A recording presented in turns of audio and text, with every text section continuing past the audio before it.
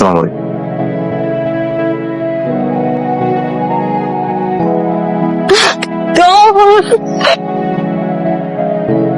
তুমি আমার বান্ধবীর সাথে কথা বলো না কেন?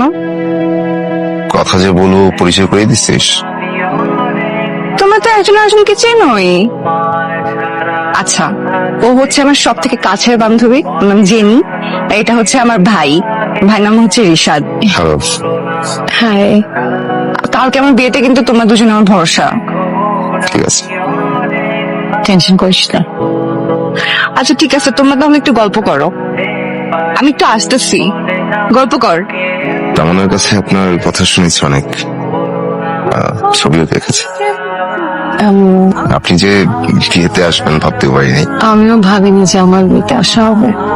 ঠিক আছে, আপনি তাহলে কাজ করেন, অ্যারেঞ্জ করেন, সবকিছু হয়ে যায়। ঠিক আছে।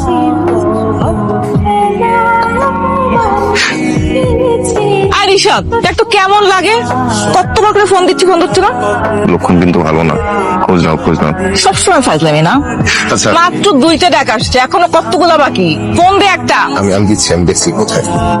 জেনি, সুন্দর লাগছে।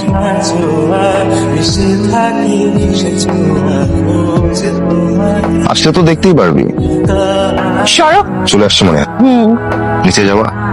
না, যাব না।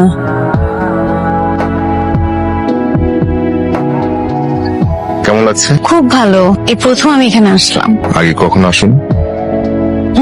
আমাকে তো আমার বাসা থেকে বেরিয়ে হতে দেয় না। তুমি এত বড় হয়েছো, তারপর তোমাকে কোথাও যেতে দেয় না, এটা প্যাথেটিক। কি আর করার, আব্বু তো এরকমই। এনিওয়ে, আপনি এগুলা বুঝবেন না। আসলে মানুষ এক একজন এক এক রকম, নিজের মতো করে আলাদা। বাবা মায়েরা এরকম হয়, কখনো কখনো অতি শাসন করে ফেলেন। চলো সামনে যাই। সামনে যাই, ভালো লাগবে। দেখবার ভয় লাগে। আচ্ছা তো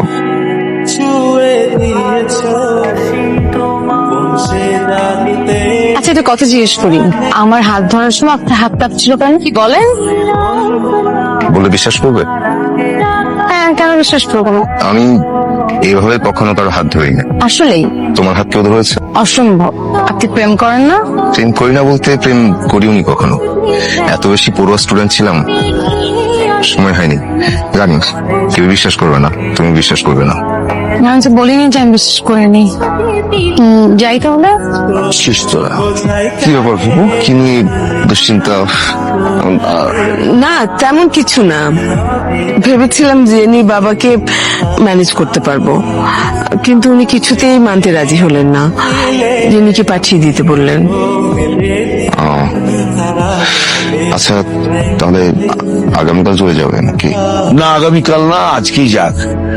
ওর এখানে থাকার চাই তোর বাবার কথা শোনা গুরুত্বপূর্ণ। জেনিমা, তুমি রেডি হয়ে যাও, তুই আর সুলতান মিলে ওকে যে পৌঁছে দিয়ে। ঠিক আছে, আমি তো সমস্যা নয়।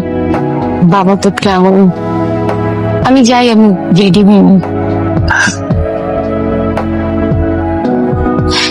খুব কম সময়ে মনে হচ্ছে আপনার সাথে খুব ভালো বন্ধুত্ব তৈরি হয়ে গেছে। এর আগে কখনো আমার কারোর সাথে এমন হয়নি। নিজের অজান্তে কতগুলি কথা বললাম, কত জায়গায় ঘুরলাম, গল্প করলাম, মজা করলাম। হঠাৎ করে মনে হচ্ছে আপনি আমার অনেক আপন একজন।